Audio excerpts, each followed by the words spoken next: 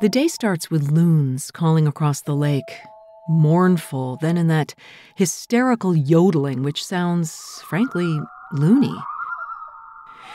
I don't bother packing quickly since the sky is clear and I feel no pressure to move. But I'm out before the boys, one of which wandered into my camp accidentally after using the outhouse, apologetic and embarrassed as he shined his light directly into my tent. And then there's the father and son on the other side, who I walked in on as they were changing clothes. Fortunately for all of us, strategically placed overgrown ferns hid any private bits.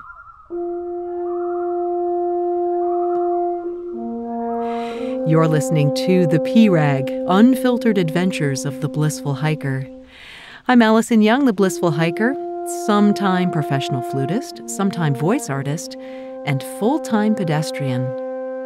And like the small backpacking essential of the same name, the P-Rag shares the unglamorous but vital truth about empowerment as badass people who really don't need permission to blaze our own trails in this journey we call life. Thanks so much to Lecky Trekking Poles for supporting the P-Rag podcast. If you want to be a blissful hiker, Lecky's should be in your hands. And also Belega, makers of the best blister-resist, non-slouching, foot-massaging socks for the long haul. Keep listening for a way for you to win 3 pairs of Belega socks. Right now I'm in the middle of Isle Royale, crossing in a kind of through hike of my own devising. This morning I woke up next to Lake d'Azur and I head straight back into the woods. They're dense and dark, layered with tall, straight trunks. All I can think of right now are the knights who say "Ni" from Monty Python. No one is here in my green tunnel except a bull moose quietly eating 20 feet off the path. His head follows me as I pass, but he never takes a step.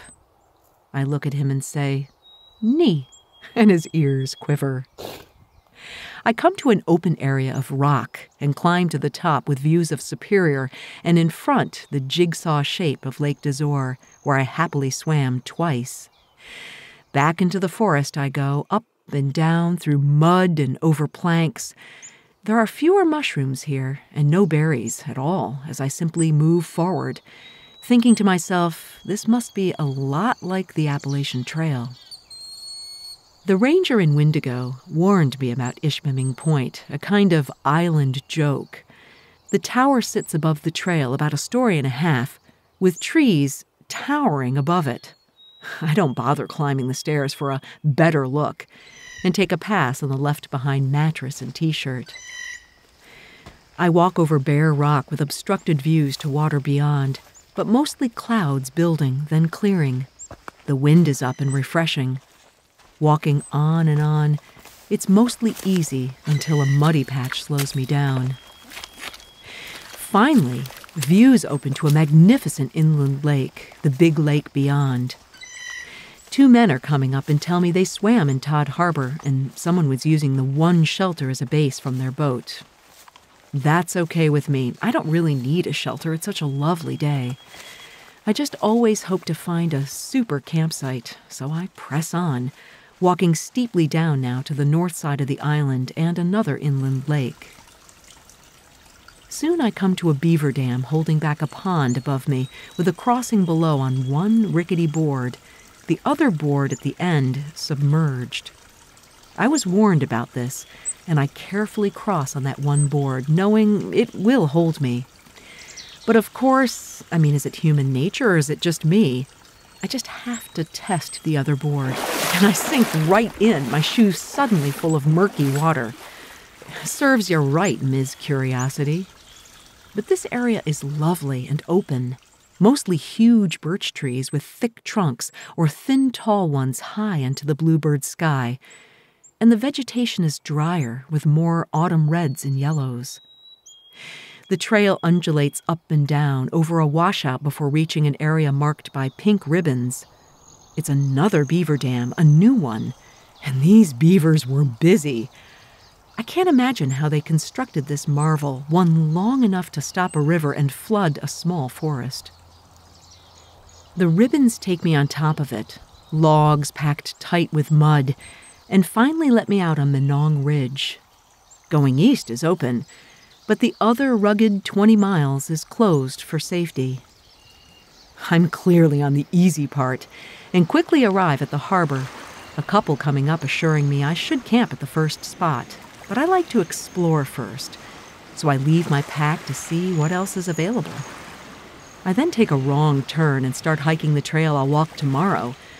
Not a bad thing, though, since I run into a man who just got off a fishing boat, and I ask him the obligatory, "Do you happen to have a beer I can buy?" He says no, but he has one he can give me. Hooray! 4 guys and a boat, one just returning to brag about the best shit he's ever taken. They also invite me for dinner tonight when they return with today's catch. But first I tell them I need to find the group sites. He sets me on the right path, and I land on fabulous Site 1. Wow, it's superb, a view of outer islands with Sleeping Giant and other cliffs in Canada behind. I literally snag the best site seconds before 2 other hikers walk up. What a place it is.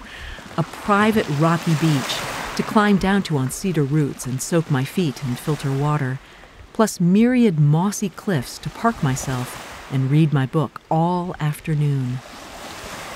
Mergansers swim past, their heads bent over in the water. They suddenly speed along, beaks agape, scooping up fish.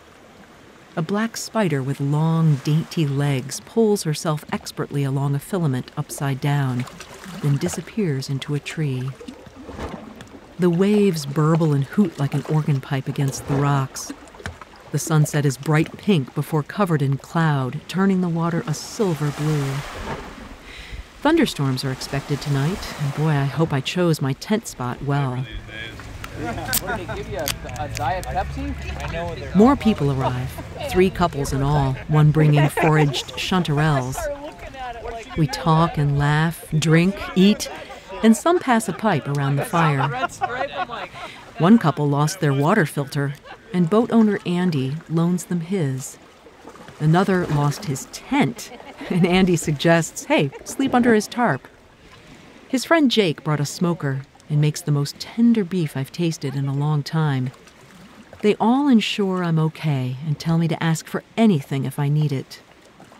Well, I may be a little bit badass, but it turns out I came down here without my light. So Frank gives me his for the night to get back to the alley coop. The air is finally dry and cool, the waves blooping against the rocks. I'm well fed by my generous and kind trail angels, and I'm feeling in my little cocoon beyond good.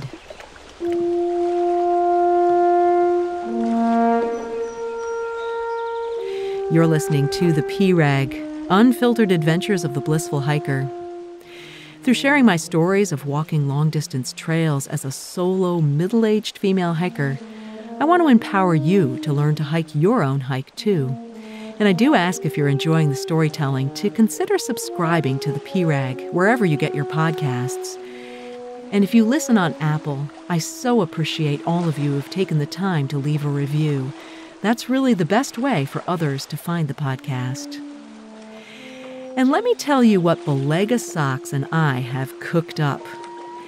Belega will share 3 pairs of socks with the writer of the best review of the P-Rag. So here's how it works. Subscribe and write a review at Apple Podcasts. Take a screenshot of your review and then tag @BlissfulHiker on Instagram.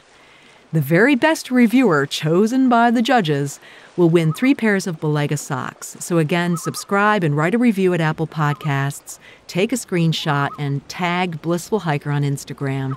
The deadline to enter is Monday, September 28th.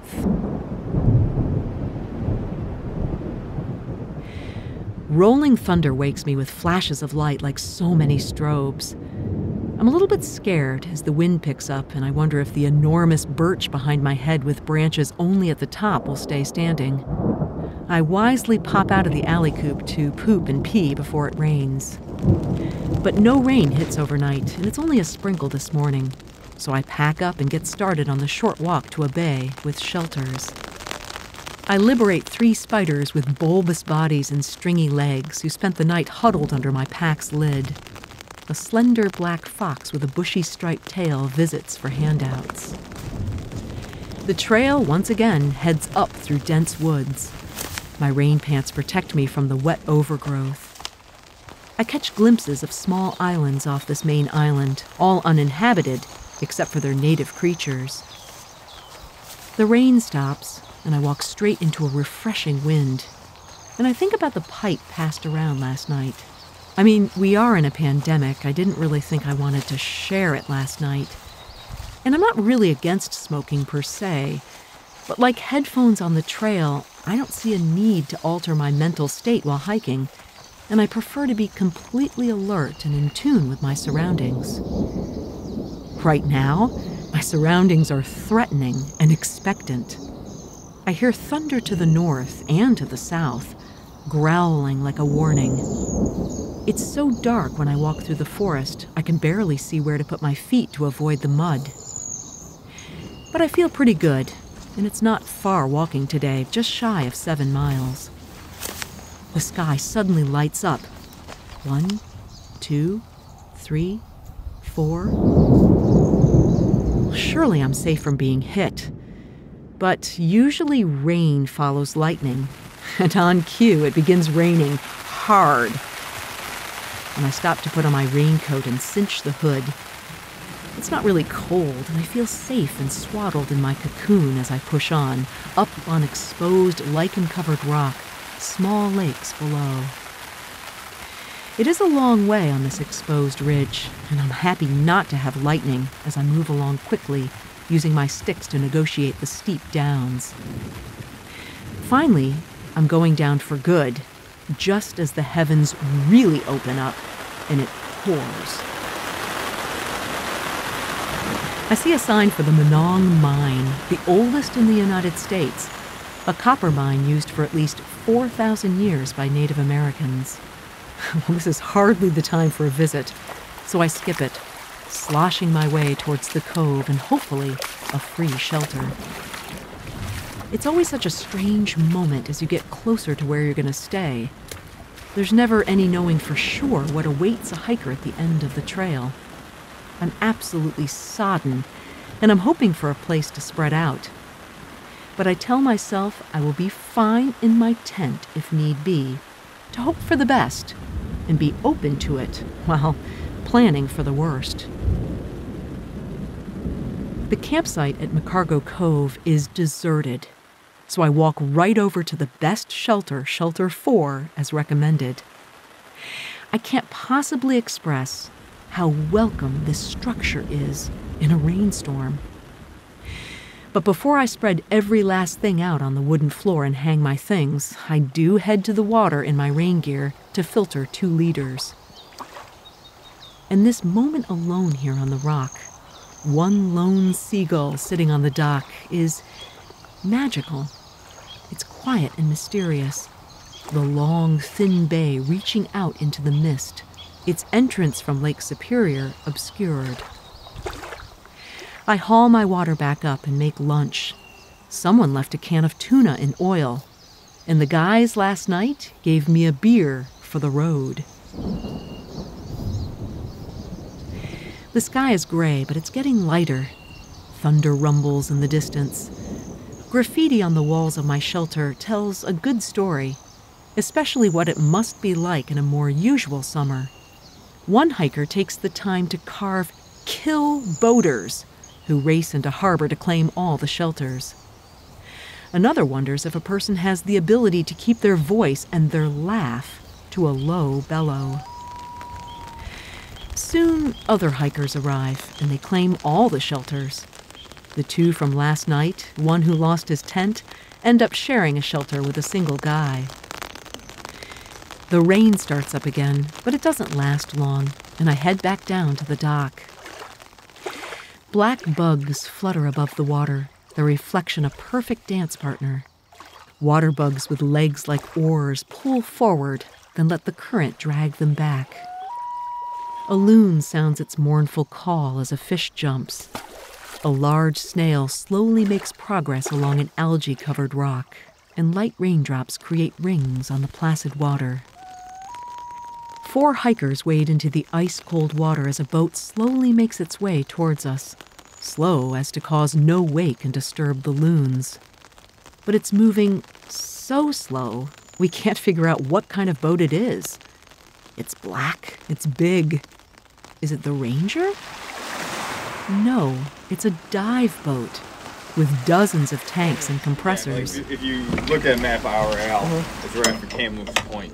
Okay. 6 men jump off and unload their gear on the dock to clean it, then refill their tanks for the next dive. This is serious business. It's technical diving down to 250 feet in the icy water of Lake Superior. Oxygen, they tell me, doesn't work at these depths. So the men breathe a mixture of helium. Do you have funny voices when you come up? Of course, I have to ask if that makes their voices sound funny. And indeed, it does. When you're a depth, you can kind of talk to each other, and you sound like Donald Duck or maybe. What really catches my attention as we talk is this mantra, 3 strikes, you're out. If 3 things go wrong, even minor things, they decide to stay on the surface.